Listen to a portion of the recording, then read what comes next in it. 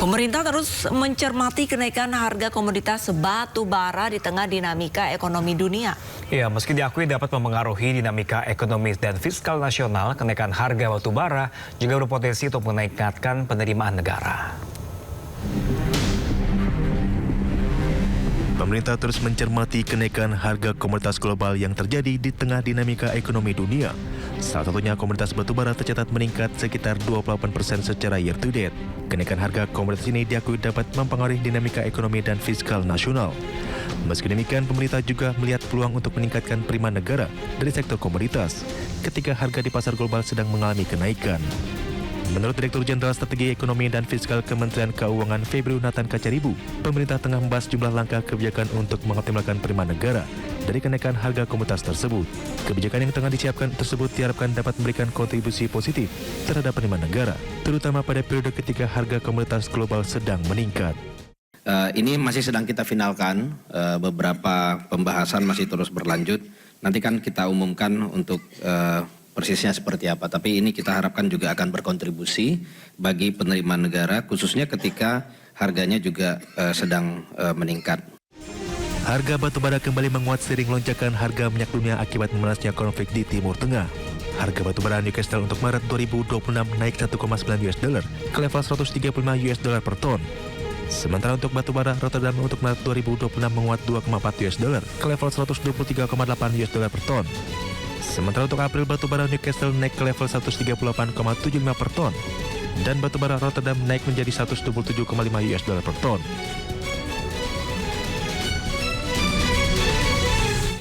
Pemirsa, Lebaran semakin dekat, tanda-tandanya stasiun kian padat. Apa iya sudah padat? Untuk lebih mengetahuinya lebih lanjut, langsung kita sapa Kevin Pakan bersama juru kamera Rama Romadone saat ini berada di Stasiun Senen untuk melihat arus mudik menggunakan kereta api. Ya, selamat pagi Kevin. Bagaimanakah suasana arus mudik di Stasiun Senen pagi ini?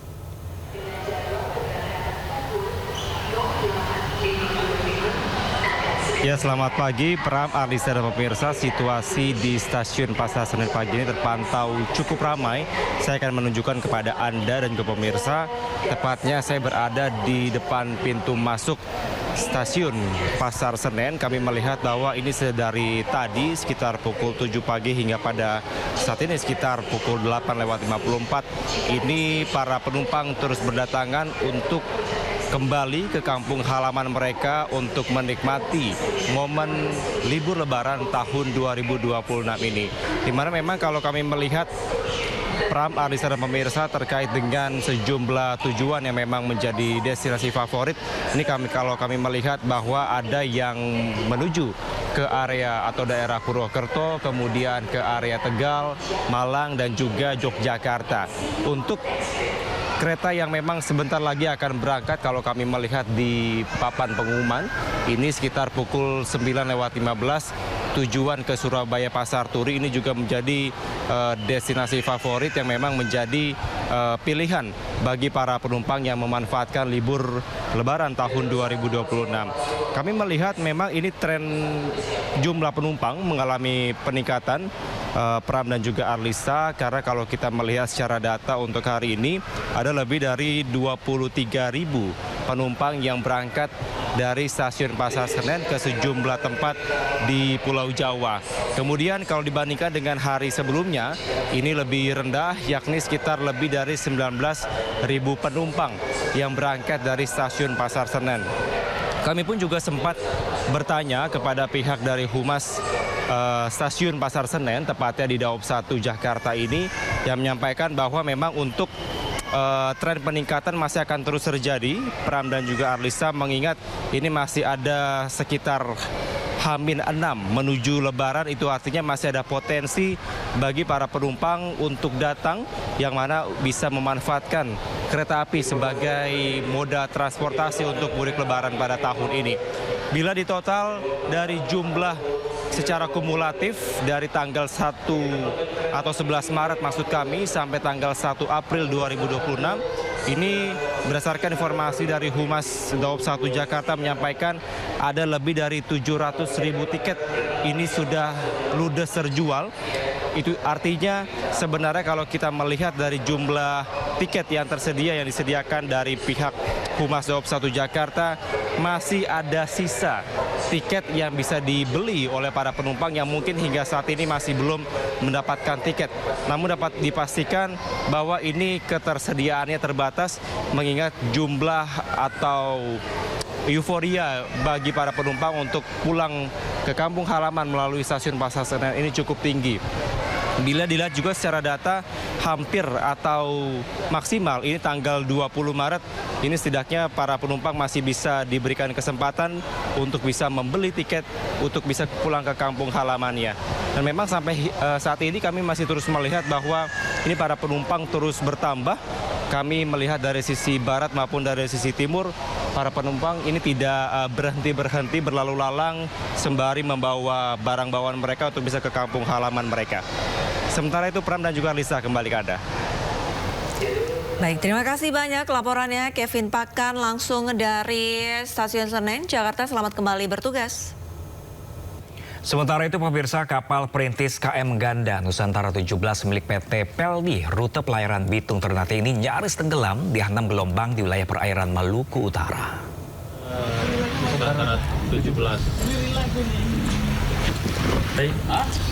Kapal mengalami kerusakan mesin hingga terombang-ambing di wilayah perairan Maluku Utara antara Pulau Batang 2 Ternate. Kapal membawa 7 kru. Kapal Ganda Nusantara berlayar dari Bitung dengan membawa 7 kru kapal. Upaya perbaikan telah dilakukan, namun banyaknya air yang masuk membuat mesin tidak bisa diperbaiki. Unit siaga SAR dikerahkan ke lokasi kejadian guna evakuasi dan penarikan. Namun kondisi gelombang yang tinggi mengakibatkan evakuasi hingga tadi malam belum berhasil dilakukan. Kita video dulu bentar. Kapal mengalami kerusakan pada mesin di sekitar perairan Maluku Utara. Dan kru kapal telah berusaha melakukan perbaikan secara mandiri namun tidak berhasil dan selanjutnya melaporkan kepada pihak Pelni dan pihak Pelni melaporkan dan minta perbantuan SAR kepada kantor SAR Ternate. Untuk mengetahui informasi terkini terkait mudik Lebaran 2026 yang berada di kawasan Tol Cikatama, Jawa Barat, kami sudah bergabung dengan rekan Nata Arman. Iya, selamat pagi rekan Nata. Bagaimanakah pantauan Anda suasana mudik terkini di pintu Tol Cikatama pada pagi ini?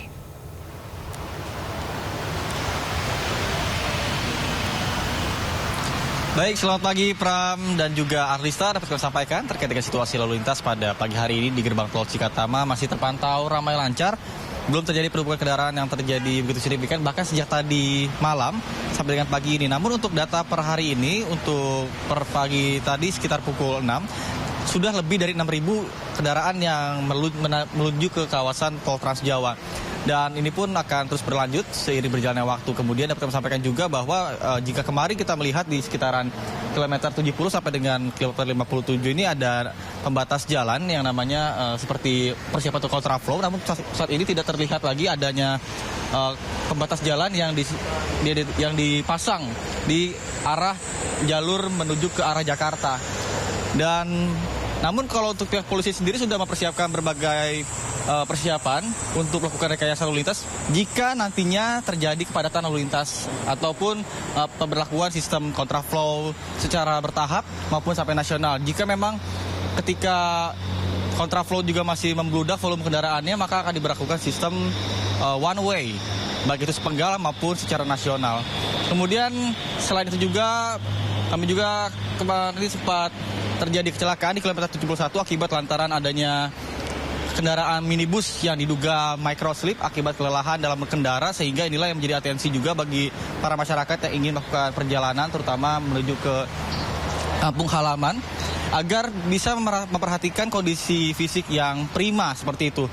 Selain kondisi fisik yang prima, kendaraan juga memang harus dalam kondisi fit juga, mulai dari pengecekan kendaraan seperti ban, rem, dan lain-lain, mengingat cuaca di kawasan Jabodetabek saat ini masih bisa dikatakan tidak menentu.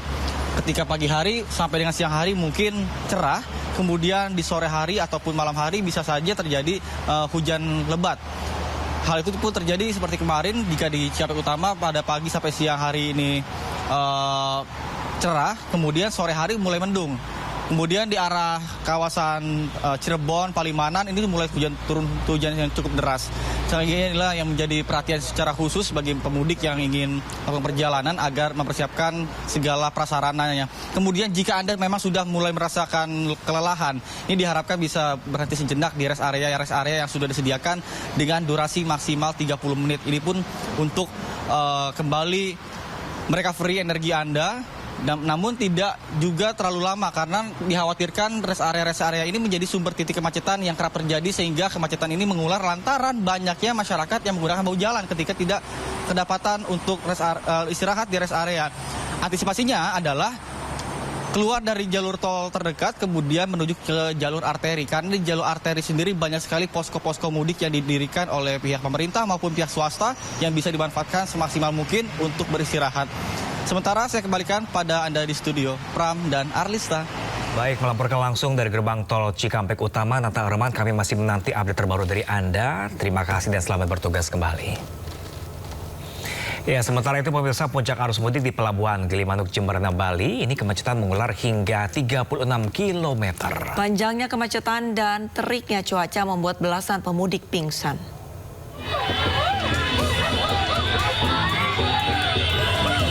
Ribuan pemudik motor berteriak sambil membunyikan klakson saat seorang pemudik yang pingsan digotong keluar antrean. Sementara pemudik wanita pingsan menangis.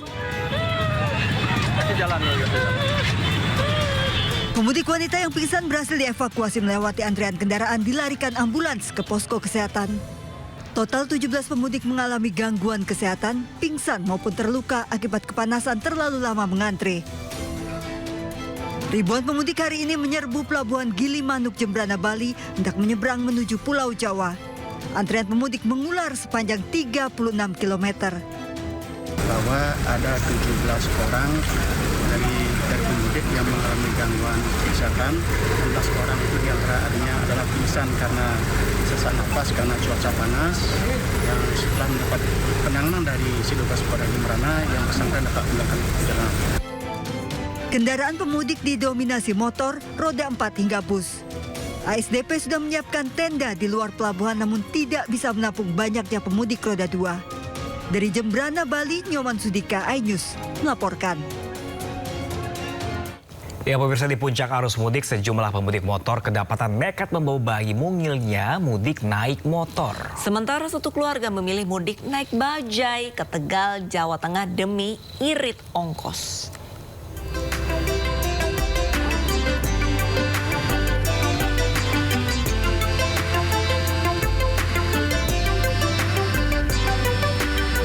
Terik matahari di jalur Pantura tak menyurutkan pemudik untuk pulang ke kampung halaman, termasuk pemudik motor.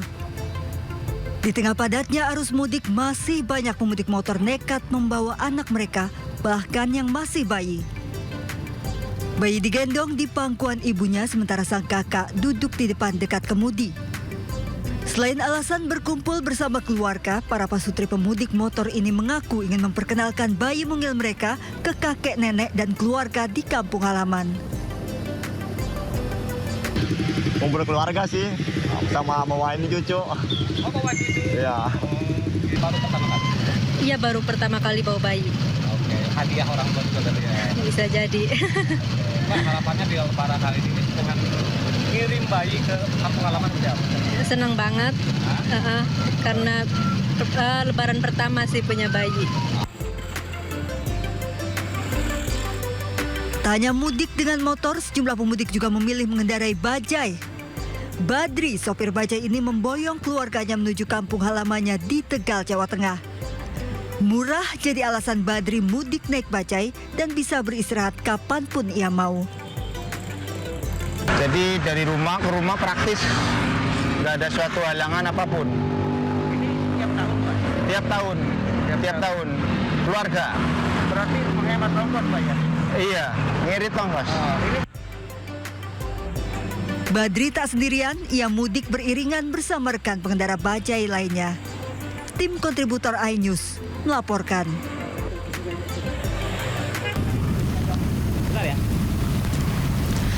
Pemirsa, jalur Pantura juga diramaikan oleh pemudik yang membawa burung peliharaan mereka. Mulai dari burung merpati, kenari, hingga cucak ijo turut diboyong ke kampung halaman. Gelombang arus mudik terus terjadi di jalur Pantura hingga Minggu pagi. Data Dinas Perhubungan mencatat per hari ini 20.000 kendaraan melintas di jalur Pantura Cirebon. Selain kendaraan bermotor, kepadatan kendaraan juga terjadi karena banyaknya truk besar melintas di jalur Pantura.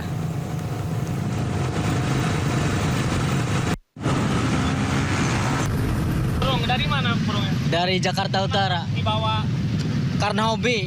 oh hobi Iya. dibawa gitu. Iya. Buat dilombain atau gimana, Bang? Buat di ternak. Oke. Iya. Takut